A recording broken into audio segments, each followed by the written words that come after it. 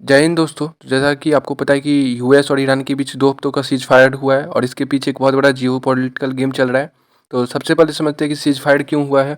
पिछले कुछ समय से मिडिल ईस्ट में टेंशन लगातार बढ़ रहा था, खास करके पर्शियन गल्फ और आसपास के इलाकों में ईरान के प्रॉक्सी ग्रुप और अमेरिकी फोर्सेस के बीच टकराव बढ़ रहा था, जिसने स्थिति कंट्रोल से बाहर जा सकती थी।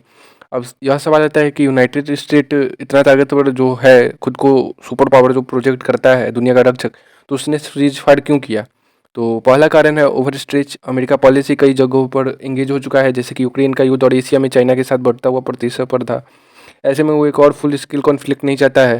दूसरा कारण, सबसे जो मेन कारण है कि ईरान का जो स्ट्रेटजी रहा है, ईरान ने डायरेक्ट वार के बजाय असिमेट्रिक वारफेयर का इस्तेमाल किया, जैसे कि छोटे छोटे लेकिन लगातार अटैक्स प्रॉक्सी ग्रुप के जरिए से अमेरिका को लगातार दबाव में रखा गया बिना किसी बड़े युद्ध के। तीसरा और सबसे बड़ा इंटरेस्टिंग पॉइंट जो मुझे लगा कि ईरान ने अमेरिका को झटका दिया। तो झटका थोड़ा स्ट्रॉन्ग वर्ड है, लेकिन हाँ, ईरान ने दिखा दिया कि वो सीधे टकराव के बजाय यूएस को मजबूर कर देगा कि वो पीछे हटे, या कम से कम रुक कर सोचे कि ईरान पर हमला करना क्या वर्थ इट है। ईरान ने वेस्ट एशिया के देशों जैसे कि सऊदी, बहरीन, यूएई इन पर अटैक किया। ईरान ने अपने मिसाइल कैपेबिलिटी, ड्रोन टेक्नोलॉजी और रीजनल नेटवर्क के जरिए ये साबित कर दिया कि वो सिर्फ डिफेंसिव प्लेयर नहीं है, बल्कि एक एक्टिव पावर है।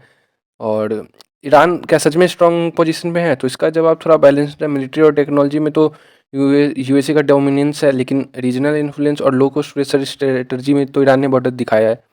सीज फायर में असल में मुझे जैसा लगता है कि एक टैक्टिकल पॉज है दोनों देशों के लिए।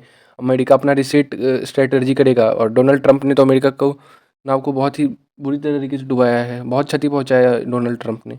और ईरान अपने पोजीशन को और मजबूत करने का टाइम लेना चाहता है। उसके नए राष्ट्रपति को भी समय चाहिए, ताकि उन्हें टाइम चाहिए ताकि वो स्मूथली देश को रन कर सके, और जो भी कोई पर्जिस हैं तो उन्हें बंद कर सके। अंत में ये समझना जरूरी कि 2 हफ्तों का सीज़फायर शांति का संकेत कम है और एक बड़ा गेम का तैयारी है। और आने वाले समय में टेंशन फिर से बढ़ सकता है, और इसका असर सिर्फ वेस्ट एशिया पे नहीं बल्कि पूरे दुनिया पर ही पड़ने वाला है।